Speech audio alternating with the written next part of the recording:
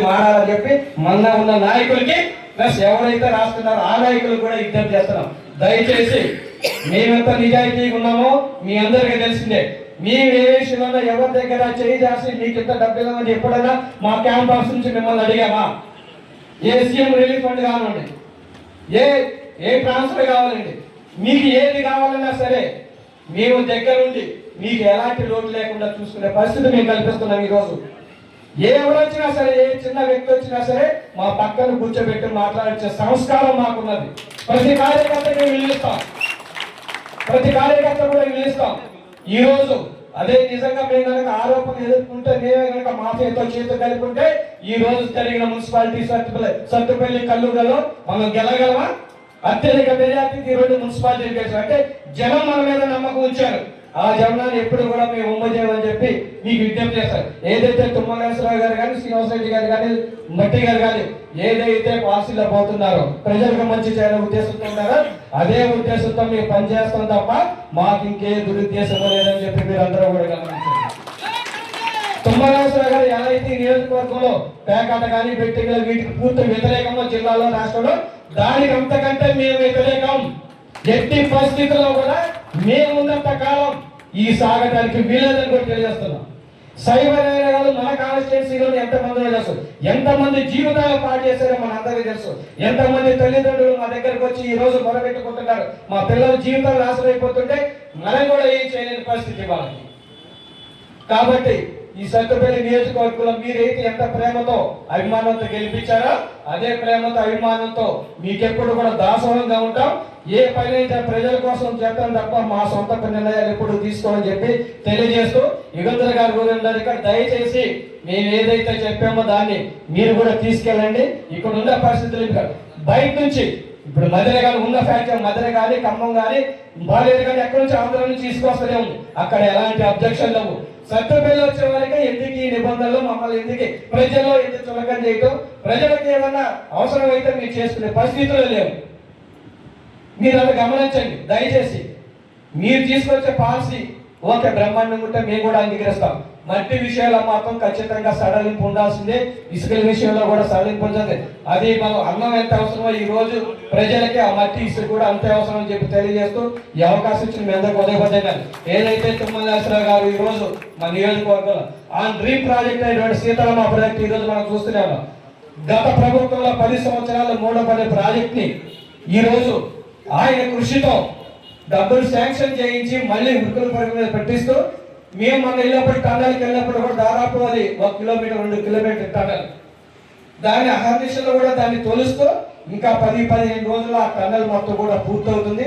ఆ టన్నల్ పూర్తయిన 2-3 నెలలకే మనకి సీతారామారావు నుంచి మనకి ఎయిమ్సూరు, పెరిపల్లి, సత్తుపల్లి కూడా వాటర్ రావడం జరుగుతుందని చెప్పి తెలియజేశారు. ఒక మంచి పని చేసినప్పుడు మనం అందరూ కూడా మెచ్చుకోవాల్సిందే.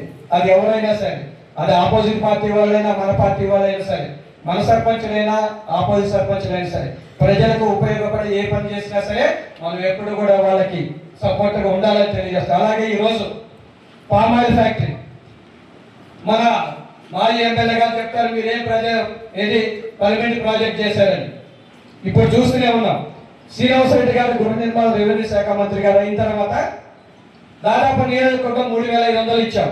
ఈ నియోజకవర్గంలో మాజీ ఎమ్మెల్యే ఇచ్చిన ఇల్లు ఎన్ని 1000 నుంచి 15 కూడా ఉండదు. డబల్ బెడ్రూమ్లు కట్టిస్తే మొత్తం కురుస్తున్నాయి. ఎక్కడెక్కడి రోడ్డు సౌకర్యాలు లేవు, డ్రైనేజీ వ్యవస్థ లేదు. కానీ ఈ రోజు ఇందిరమ్మ ఇళ్ల ద్వారా ప్రతి లబ్ధిదారి కూడా 5 లక్షల రూపాయలు నేరుగా వాళ్ళ అకౌంట్ లో పడుతున్నాయి. ఈ రోజు 3,500 మన దగ్గర కడుతున్నారు. ఇది పర్మనెంట్ ప్రాజెక్ట్ కదా మనకి. అదే తుమ్మలేశ్వరరావు గారు వచ్చిన తర్వాత ఫుడ్ పార్క్ విషయంలో అది మూతపడితే 10 సంవత్సరాల నుంచి తుమ్మలేశ్వరరావు గారు మన మినిస్టర్ గారు తీసుకొని వచ్చి దాన్ని అక్కడ మళ్ళీ పునఃప్రారంభించి ఈ రోజు దాదాపు 600-700 కోట్లతో మనకి ఆక్వా పరిశ్రమ ఈ రోజు మనకి అక్కడ వచ్చింది. మనందరూ గమనించాలి. ఆక్వా దాని ద్వారా దాదాపు 1000 నుంచి 2000 మందికి ఉద్యోగాలు ఈ రోజు రెడీగా, ఇంకా 3-4 నెలల్లో ఆ పార్టీ పూర్తవుతుంది. మన హయాంలో మనన్న నిరుద్యోగులకి దాదాపు 1000 నుంచి 2000 మందికి ఉద్యోగాలు వచ్చే అవకాశాలు ఉన్నాయి.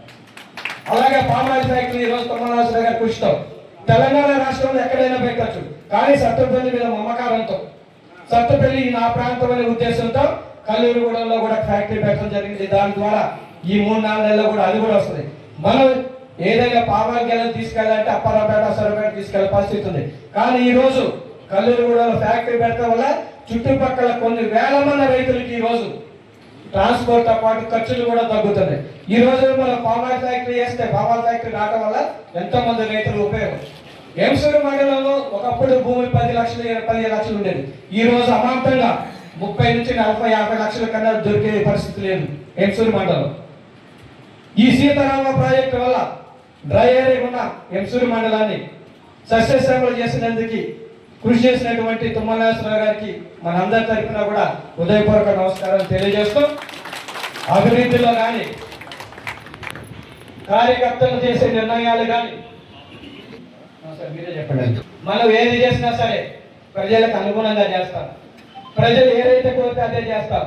ప్రజలు పోతే మీరు మాకు మట్టి అవసరం లేదు, ఇసుక అవసరం లేదని చెప్పండి. ఈ రోజు మీరు దాని గురించి పోవం, దాని గురించి మాట్లాడడం కూడా అవసరమా కాదా? మనకి అవసరమా కాదా? మీ అవసరాలనే తీర్చడానికే మీరు మమ్మల్ని ఎన్నించుకున్నారు. మీకు సేవకులుగా ఉంటాం తప్ప మీ మీద బాసులాగా పెత్తనం చేయమని చెప్పి మరొకసారి తెలియజేస్తుంది.